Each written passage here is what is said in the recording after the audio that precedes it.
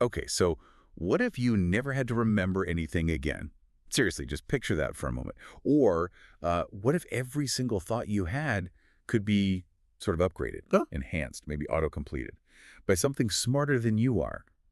But, and this is key, it still felt completely like you. In our deep dive today, we're looking into Welcome to AI Mode, the mind's new interface. And it makes this pretty bold claim Yeah. that back in 2025, we apparently already entered what the author calls AI mode. Yeah, and what's really interesting, it's not just talking about a new app or some feature update. The book really positions AI mode as, well, fundamental, a whole new state of mind. It actually says pretty provocatively that tools like Google's Notebook LM, Yeah. that AI assistant for your documents, these aren't just apps anymore. They're becoming, and this is a quote, mental prosthetics. Mental prosthetics. Yeah. Yeah. The idea being they're not just helping your mind. The author actually says they're replacing the need for one. Whoa. Okay. Hmm. That's strong. It is strong.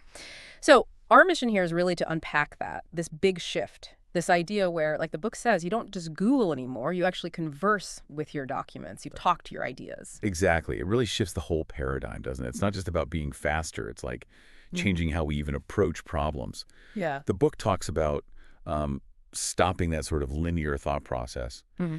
And instead, you're directly collaborating with an intelligence that can see, what was it, 100 steps ahead. Hmm. It calls things like Notebook LM your second brain, Hmm. right? Able to synthesize everything, what you write, say, even stuff you forget, really augmenting your whole cognitive process. But, when I first read that phrase, mental prosthetics, Mhm. my first thought was, okay, hang on. Could this actually make us, like, less intelligent? Doesn't that risk making us too dependent? Yeah, and that's a really crucial question. The book does tackle it. It argues basically that it's not about dependency. It's framed as augmentation and mastery. We even saw hints of this. Remember that Google Doodle? It's subtly hinted at AI mode, not just a fun drawing, but like a teaser, a sort of gentle invitation into this world where even our creative sparks are kind of guided by machine logic. Mm-hmm. And the implication is pretty soon, maybe every browser, every tool, every idle second is going to ask, want to switch to AI mode? Yeah. And the book suggests a lot of people won't even hesitate. Right. And what really flips things on their head is the author's view on, well, fear. They claim they're not afraid of AI mode. They actually choose it. The argument is when you use it right, AI mode doesn't make you dumber. It makes you, well, the word used is dangerous. Dangerous, yeah. Not in a bad way, though. No, not sinister, more like radically accelerating your thought process. Think about it. No more getting bogged down in research. You just ask, and your second brain finds it. No more wondering if an idea is any good. You can test it, rewrite it, rebuild it, like, instantly. It seems to remove so much of the friction in just thinking. Which brings us right to that idea of mastery. The book says it's non-negotiable. The warning is pretty stark, actually.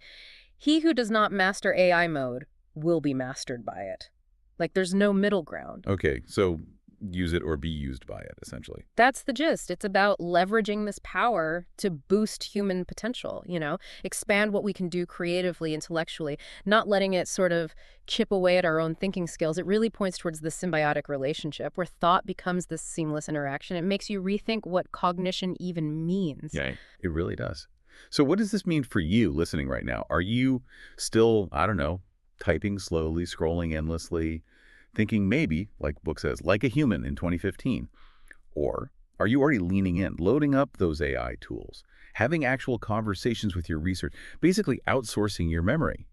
Because the big takeaway seems to be, in this new era, the mind isn't your limit anymore. It's your interface. And if our minds really are becoming interfaces, just think about what new frontiers that opens up for creativity, for understanding, but also what responsibility does that put on us to really master this mode, not just get swept along by it? What new ways of connecting or even defining ourselves might emerge when thought becomes this kind of seamless interaction? Definitely something to mull over as we all navigate this rapidly changing landscape.